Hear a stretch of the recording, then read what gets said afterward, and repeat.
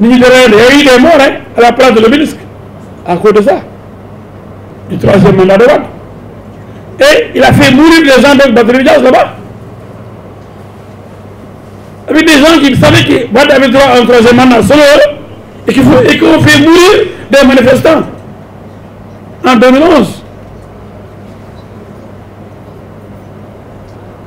Mais attention, Sénégalais, il y a une bande de manipulateurs, de malfaiteurs qui veulent s'emparer de notre pays. Soyons vigilants. L'heure est grave. L'heure est grave. Notre pays, notre cher pays, que nous aimons tant, ne mérite pas d'être dirigé par des manipulateurs,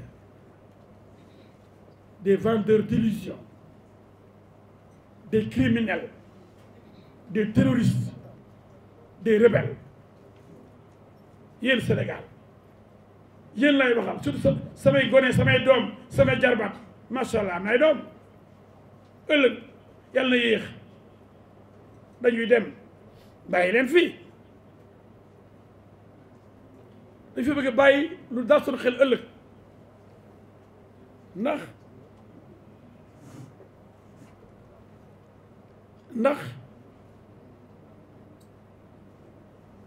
dañoo bëgg suñu doom nekk en sécurité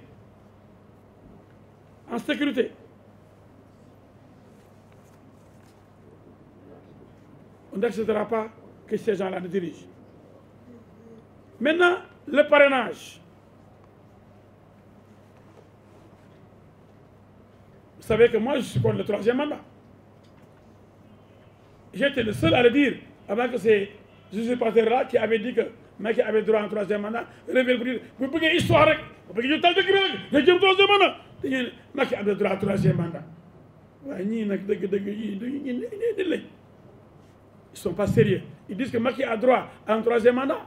Ils reviennent pour dire, s'il veut, le bordel dans ce pays-là, il n'a qu'à chercher un troisième mandat. Qu'est-ce que ça veut dire ça? C'est moi seul qui, au début, c'est moi qui ai dit que Macky n'a pas droit à un troisième mandat. C'est moi qui l'ai dit partout. Si on devait payer des droits d'auteur, on m'aurait payé. Troisième mandat,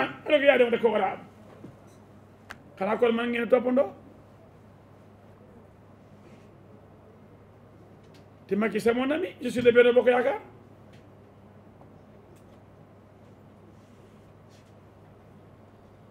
Mais je dis ce que je pense. Pour moi, c'est ma conviction. Peut-être d'autres auront une autre compréhension et d'autres positions. Mais moi, je suis un homme libre. Même étant l'ami du président. Parce que dans ma tombe, le président ne viendra pas pour me sauver. Hein. C'est comme ça ma philosophie, moi. Je peux me tromper, mais je ne peux pas me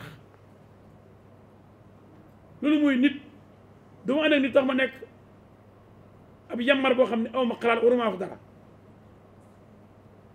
waaye yambar yi taxawoon ne waaye am na droit troisième mandat taxaw di rey ni naan troisième mandat bi amee Guy Marius Sagna ak Sonko bu bëggee histoire rek xanaa léegi la waaye jóge la fële waaye ci bri alors parrainage bi ñëw je vais terminer par le parrainage. Mes gars-là, ils ne sont pas prêts pour les élections. Ils ont menti partout qu'ils avaient gagné les locales. Et une certaine presse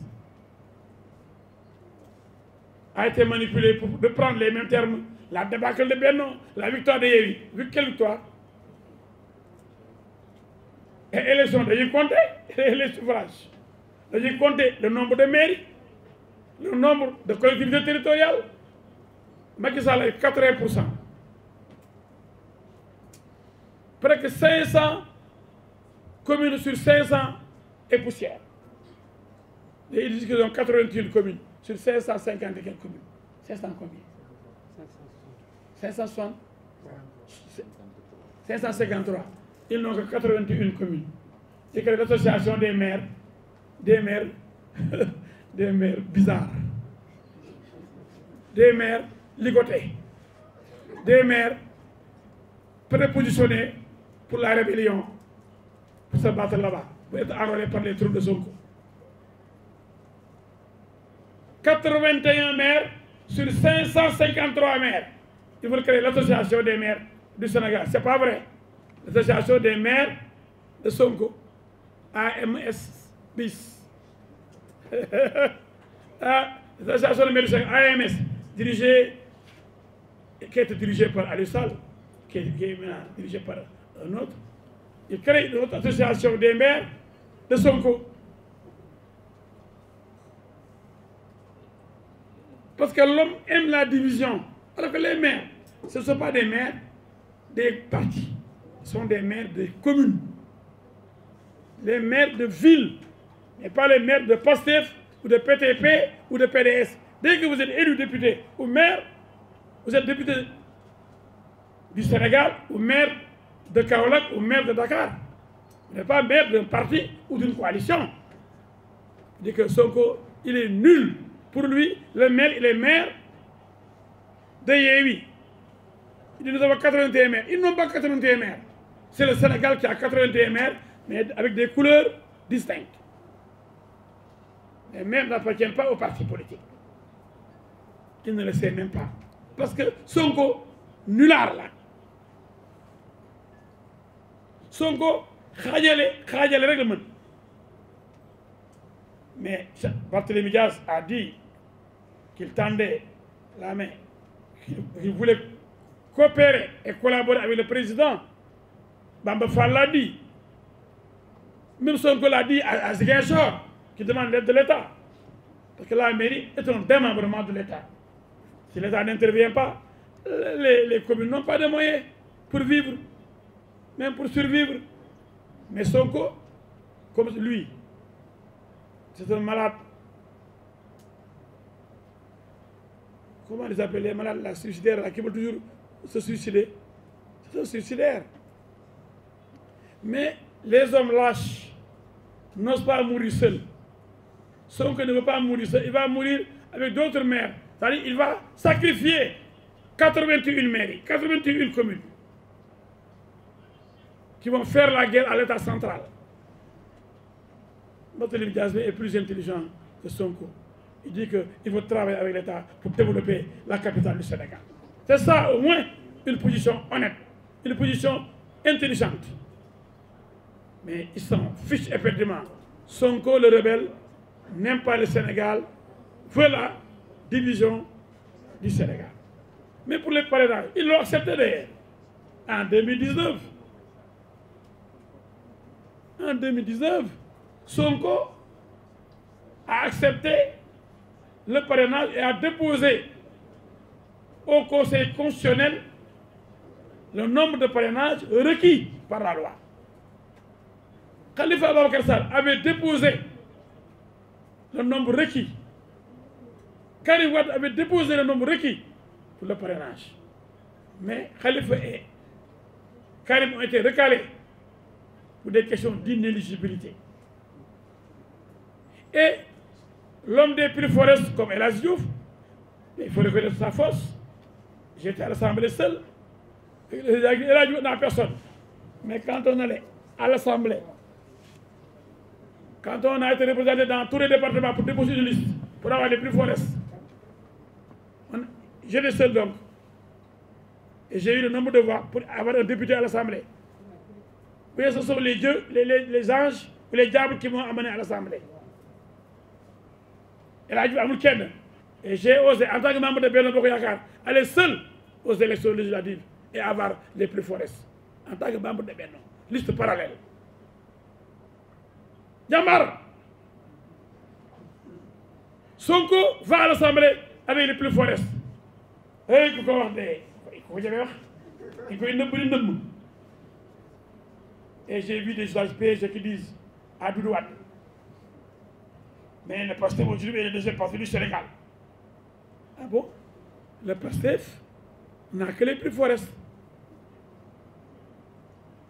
Parce que l'élection présidentielle, ce ne sont pas des partis qui sont élus. Parce que les législatives, c'est des listes de partis ou de coalitions. on élit une liste. Vous avez vu Ahmed Aïdara? Ça va être difficile parce qu'on élit une liste. Ça, c'est des élections de liste. Mais l'élection présidentielle, c'est la rencontre entre un homme et son peuple. Madické Niang, ce n'est pas le PDS, c'est Madické Niang. Issa Sall, même s'il est présenté par le PUR, ce n'est pas le PUR, c'est Issa Sall. Sonko, c'est Sonko, ce n'est pas le Pastef qui est élu président de la République, ou troisième ou quatrième. C'est Sonko qui est troisième.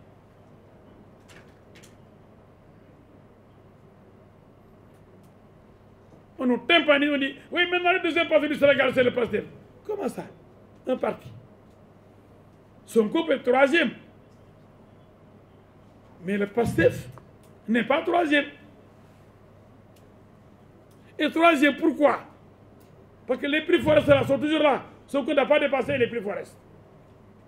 Parce qu'on a recalé Karim Meïssa Wade et Khalifa Sall et Pape Diop. Khalifa et Karim, presque leur électorat, c'est Sonko qui en a bénéficié. Avec 7% de Khalifa et 7% de Karim, plus 1% de Sonko, ça fait 15. 7% de Karim, 7% de